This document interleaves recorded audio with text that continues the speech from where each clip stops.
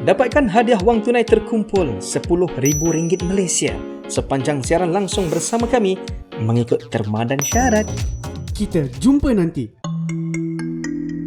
Sebanyak 353 kes keganasan rumah tangga sepanjang PKP dilaporkan bermula Mac yang lalu.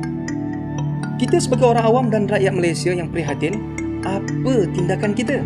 Saksikan saya Syazman Tajuddin dan panel-panel yang akan kami bawakan kepada anda pada hari Selasa 2 hari bulan 12 2020 jam 2.30 petang di Facebook page Selangor 3W. Wanita, bukan punchbag. Kita jumpa nanti. Rentasan berita edisi 780 bersama saya Zawazi Yusof, antara paparan utama. Lepas 9 bulan, Kabinet Siap masih tidak berfungsi. Pemimpin mesti tunjuk teladan yang baik. UMNO tolak logo Perikatan Nasional.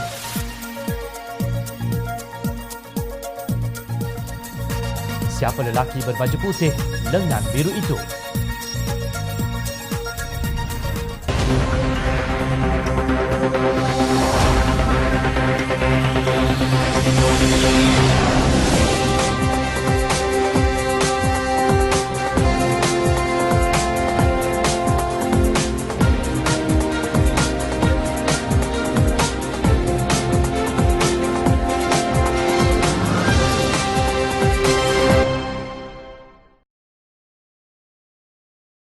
Assalamualaikum dan salam sejahtera.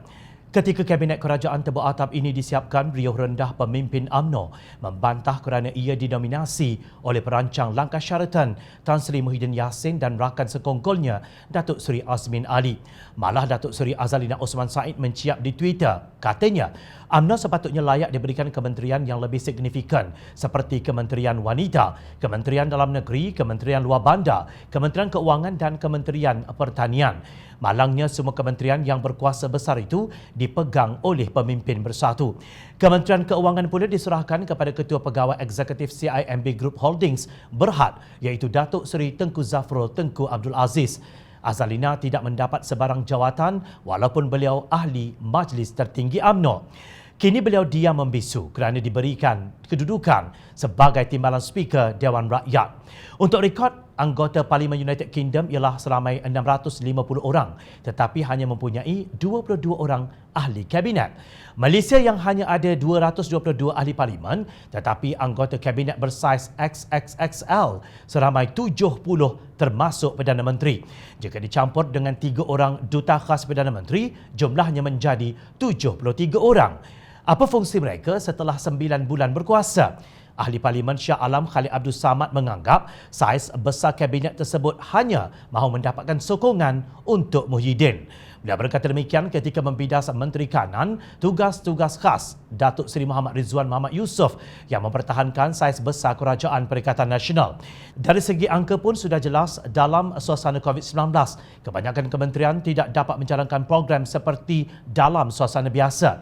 Tiba-tiba jumlah menteri dan kementerian ditambah. Ia amat memalukan, tegas Khalid. Kita lihat dari segi angkanya pun dah jelas ya, dalam suasana COVID di mana kebanyakan daripada kementerian itu tidak dapat menjalankan program-program yang seperti mana dalam suasana yang biasa, tiba-tiba jumlah menteri dan kementerian ditambah. Ianya amat memalukan. Terima kasih Menteri.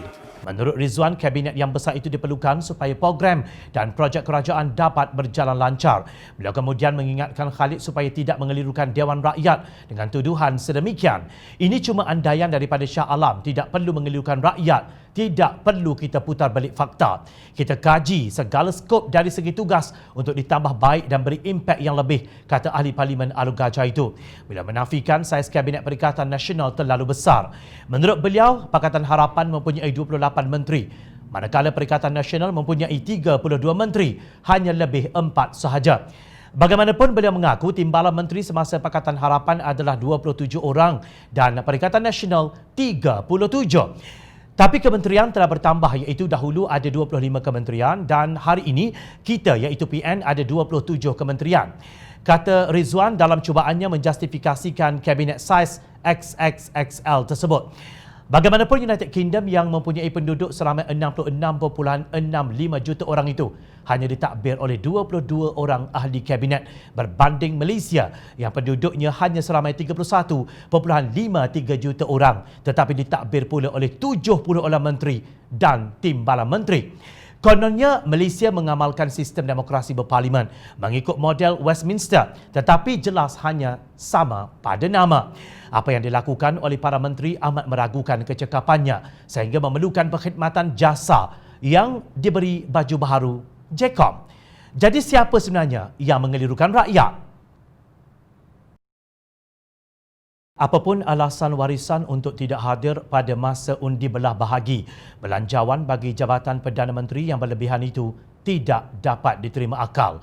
Perbuatan tersebut hanya menimbulkan persepsi buruk bahawa warisan bertindak demi membalas dendam kerana Datuk Seri Anwar Ibrahim tidak menyokong usaha membawa usul undi belah bahagi belanjawan 2021 pada peringkat dasar. Malah Ketua Penerangan Angkatan Muda Keadilan AMK Sabah Razif Rakimin turut berpegang kepada persepsi tersebut. Kita tidak menolak kemungkinan ahli-ahli Parlimen Warisan ini mendapat arahan daripada Tun Dr. Mahathir untuk menggagalkan usaha pembangkang atas dendam beliau kerana tidak mahu mendapatkan 15 sokongan termasuk ahli Parlimen Warisan bagi mengusul undi belah bahagi belanjawan 2021 Khamis lalu. Katanya dalam satu kenyataan seperti dipetik Malaysia Kini. Beliau berkata tindakan tersebut bertentangan dengan janji mereka kepada rakyat Sabah dan tidak bertanggungjawab kepada rakan sekutu Pakatan Harapan. Saya ingin menasihatkan ahli-ahli Parlimen Warisan yang turut membawa suara rakyat Sabah agar lebih mengutamakan agenda rakyat berbanding terus berpolitik demi kepentingan individu tertentu, ujarnya. Menurut Razif, alasan yang diberikan oleh ahli Parlimen Labuan, Datuk Rosman Isli, seperti kebudak-budakan ketika rakyat mengharapkan suara wakil rakyat mereka menentang belanjawan yang dilihat lebih menguntungkan pihak tertentu berbanding sampai kepada golongan sasar.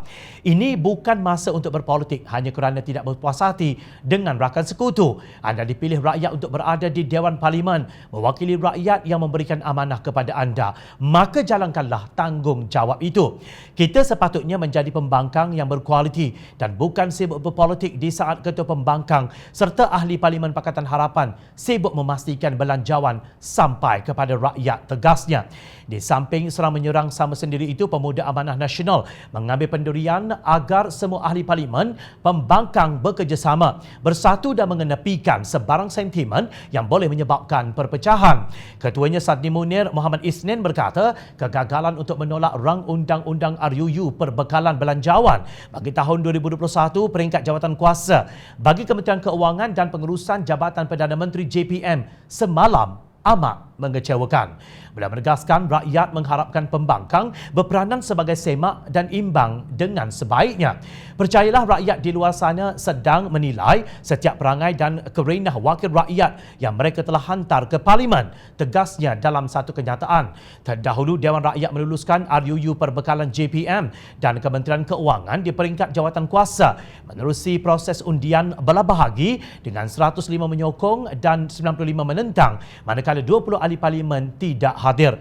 Berkenaan sejumlah 11.69 bilion ringgit untuk JPM, iaitu 4.47 bilion ringgit bagi perbelanjaan mengurus dan 7.2 bilion ringgit bagi perbelanjaan pembangunan itu dikritik kerana peningkatan yang tidak dapat dijustifikasikan. Anggaran perbelanjaan JPM pada tahun 2020 ialah 7.9 bilion ringgit, iaitu 4.08 bilion ringgit untuk perbelanjaan mengurus dan 3.85 bilion ringgit untuk perbelanjaan pembangunan. Nampak tak perbezaannya? Mengapakah dalam keadaan negara sedang berhadapan pandemik COVID-19, kerajaan memilih untuk meningkatkan perbelanjaan JPM sedemikian rupa? Apakah sebenarnya yang ingin dilakukan oleh Jabatan Perdana Menteri? Jangan marah jika rakyat fikir ini merupakan perbelanjaan pilihan raya umum ke-15, bukan perbelanjaan COVID-19.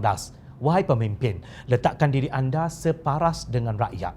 Fikir untuk rakyat, bukan untuk ego diri sendiri. Presiden Bersatu Tan Sri Muhyiddin Yassin berkata partinya mengambil keputusan menggunakan logo Perikatan Nasional pada pilihan raya umum ke-15. Beliau berkata demikian ketika menyampaikan ucapan dasar di Perhimpunan Agung Bersatu baru-baru ini. Menurutnya keputusan itu dibuat berdasarkan penerimaan rakyat yang semakin baik dan tinggi terhadap Perikatan Nasional. Selepas kenyataan tersebut dengan pantas Naib Presiden UMNO, Datuk Seri Ismail Sabri Yaakob menegaskan UMNO akan menggunakan lambang Barisan Nasional dalam pilihan raya umum ke-15 sebagai salah satu komponen. Menurut beliau, UMNO akan menggunakan lambang Barisan Nasional yang ditunjanginya dengan MCA dan MIC. Bagaimanapun, Ismail Sabri berkata persetujuan telah dicapai agar tiada pertembungan antara Barisan Nasional dan Perikatan Nasional, memandangkan PAS juga menyertai Perikatan Nasional bersama bersatu. Berhubung soal pembahagian kerusi, Ismail Sabri juga berkata jawatan kuasa pembahagian kerusi sudah berunding dengan PAS ketika beliau mempengerusikannya, lapor Astro Awani. Bagaimanapun, selepas PAS membuat keputusan menyertai Perikatan Nasional, isu berkenaan katanya tidak diketahui sama ada rundingan diteruskan dengan Perikatan Nasional, PAS ataupun bersatu. Di sebalik itu, Ismail Sabri menegaskan bahawa kedudukan Muafakat Nasional masih kukuh iaitu kesepakatan penyatuan ummah dari segi pemikiran dan tindakan dan bukannya membentuk sebuah gabungan parti. Namun beliau berkata cadangan Muafakat Nasional didaftarkan sebagai gabungan parti. Dilihat sukar dilaksanakan memandangkan PAS sudah bersama Perikatan Nasional. Maka adalah mustahil bagi sebuah parti untuk berada dalam dua gabungan parti, kata beliau. Sungguh berbelit-belit keputusan yang dibuat oleh tiga parti yang kini sedang membelit rakyat menerusi Kabinet XXL-nya yang entah apa yang dilakukan sejak 1 Mac 2020. Kini mereka saling tolak-menolak tidak mahu menggunakan satu logo pada PRU15. PAS menurut berita yang tular tidak pernah terfikir untuk menggunakan logo parti lain. Kenyataan ini secara tersirat disebut oleh Bendahari PAS Pusat Datuk Iskandar Abdul Samad ketika mengulas mengenai cadangan Ketua Pemuda UMNO Datuk Dr. Ashraf Wajdi Dusuki yang mahu PAS dan Bersatu menggunakan logo Barisan Nasional sebagai lambang rasmi ketika PRU15 akan datang. Pada saya, satu logo bukan keutamaan walaupun dapat membantu. Jika logo lain sekalipun, kalau ada persefahaman, tidak ada masalah, katanya yang dipetik Sinar Harian. Nampaknya ketiga-tiga parti sebenarnya mahu menggunakan logo masing-masing. Jelas di sini, mereka sebenarnya saling tidak mempercayai antara satu sama lain. Hakikatnya bagaimana PAS boleh bersama UMNO, sedangkan ia juga mahu bersama Bersatu yang dimusuhi UMNO. Dalam pada itu, mereka saling berebut kawasan yang sama yang penduduk majoritinya orang Melayu dan Bumiputera. Ditambah lagi, UMNO sedang syarat menanggung beban pemimpin-pemimpin mereka yang berhadapan dengan pelbagai tuduhan salah guna kuasa dan rasuah. Malang sekali, semua fail itu kini dipegang oleh Bersatu. Kini UMNO sedang tersiksa menelan segala kepahitan itu sementara menunggu untuk membalas balik terhadap Bersatu pada PRU ke-15 nanti. Itulah kelemahan Perikatan Nasional, Muafakat Nasional. Namun segelintir pemimpin pembangkang disebabkan tenggelam dalam ego sendiri, gagal mengambil kesempatan daripadanya. Nak tunggu bila baru sedar diri. Nampaknya undang-undang antara dua darjat terus-menerus berlaku di negara yang kononnya berteraskan Melayu Islam. Kini kontroversi Standard Operating Procedure atau SOP berhubung COVID-19 menimpa Menteri Kanan Keselamatan Datuk Seri Ismail Sabri Yaakob sendiri. Beliau didakwa telah melanggar prosedur operasi standard SOP Perintah Kawalan Pergerakan Bersyarat PKPB semasa pertemuannya dengan Ketua Menteri Melaka Datuk Seri Sulaiman Muhammad Ali dan Speaker Dewan Undangan Negeri Melaka Datuk Abdul Rauf Yusof. Namun Ismail menegaskan beberapa gambar pertemuannya dengan Sulaiman dan Abdul Rauf Yusof dan beberapa individu lain sebagai satu fitnah. Naib Presiden UMNO itu mendakwa pihak yang menyebarkan fitnah itu sengaja mengambil gambar dari sisi untuk menunjukkan mereka duduk tanpa penjarakan sosial yang diperintah dalam PKPB. Yang jahatnya mereka menunjukkan gambar dari sisi bagi menunjukkan kedudukan kami tanpa penjarakan. Namun inilah gambar sebenarnya, kata Ismail menerusi Facebook rasminya.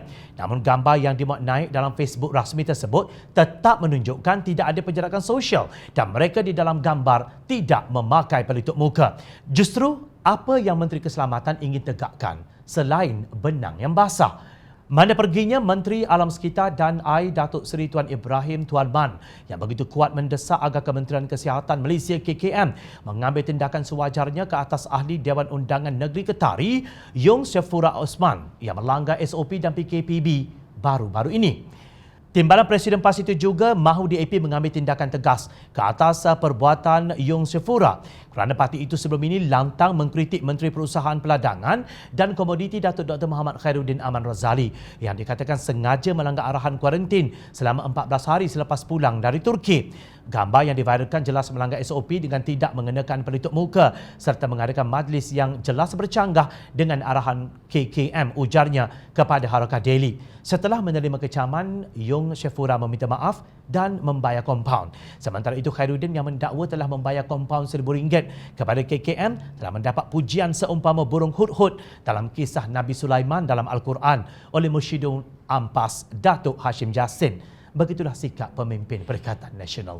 Apabila terkena ke atas batang hidung sendiri, maka keluarlah pelbagai alasan, fitnah, tak diberi borang dan sebagainya.